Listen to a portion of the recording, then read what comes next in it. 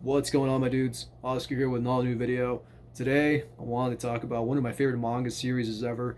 But before we get into that, I want to say a few things. About 8 years ago, maybe a little more, I started getting into learning Japanese. Sadly, I didn't stick with it, and maybe at some point I'll go back to it and continue my learning journey. I don't know, we'll see. Anyway, the point of me making this video is that I wanted to put it out there that I don't see Japan as an anime wonderland, and I don't think, and I'm not calling anyone out, I'm not saying that anybody watching this video does. You gotta admit these people are out there that do see Japan as that, and think that everyone in Japan is like an otaku, and that isn't the case at all.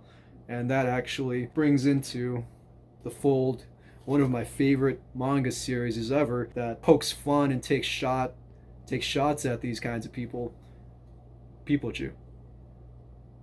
Peepo Choo was written by an extremely talented artist named Felipe Smith. His one goal was to go to Japan to learn Japanese. He worked at a karaoke bar, learned Japanese while working at the karaoke bar, and like the whole time, he'd draw or whatever. He did another before he did Peepo Choo. He actually did a different manga. I don't own that one. I forgot what it was called, but he did a different manga. And then later on, he went to Japan and actually, I don't remember who we did this with. This doesn't say what the Japanese publisher was that did this. Yeah, it doesn't say what the Japanese publisher was. But the point is, this man went to Japan. He knew what he wanted to do. He signed on with a publisher. He did 3 volumes of Peepo Choo, and each one is more outrageous than the last. And my favorite thing about it is that it just pokes fun at everything. It pokes fun at Western culture, it pokes fun at Japanese culture, and then it also pokes fun at the misunderstandings that we have about each other's cultures.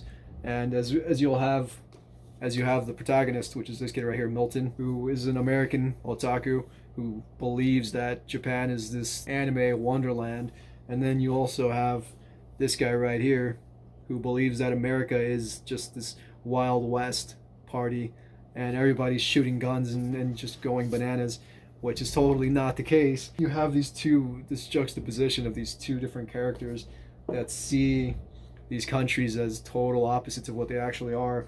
And then you have this girl right here who ends up being the one that sets our boy Milton right here straight and shows him the reality of Japan and basically tears him a brand new asshole. He ends up going to Japan as a part of a trip with his quote unquote friend Jody, and it just goes off the rails from there. So the rest of this video is going to be flipping through the manga and just showing you different things. That's it for me. You won't see my face anymore. Thank you for watching. I hope you enjoy the rest of this. I know I said this already, but I'm going to reiterate it. The story of Peepo Choo follows a kid named Milton. Back home in the US of A, Milton is a secret otaku or nerd. In his day-to-day life, he dresses gangsta, but when he gets home, he changes into his otaku gear and goes full weeb. You see, Milton believes that Japan is an anime wonderland. Through a business trip his friend, if you want to call him that, Jody takes him on, Milton gets to go to Japan. The trip is for Jody's boss, a guy who goes by the name of Fate.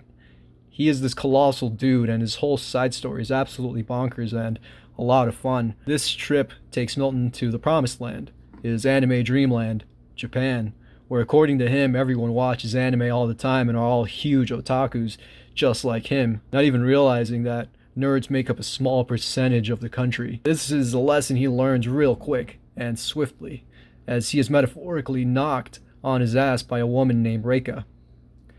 Reika is a supermodel and a pretty intelligent person, speaking both English and Japanese fluently. She rips Milton's poor, delusional ass a brand new asshole, and does so without the slightest hint of remorse. Some lessons have to be learned without sparing the rod. On the other end of the spectrum, we have a Japanese man who is a legitimate gangster, Yakuza.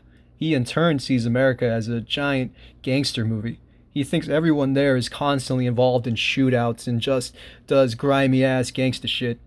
He dresses like his interpretation of a gangbanger, and it's such a hilarious juxtaposition. You take these two characters with severe misconceptions of these two different countries and cultures that make up such a minority of each country. I love this series. Felipe Smith does an incredible job here, just tearing everyone a new asshole, sparing absolutely no nerds in his path.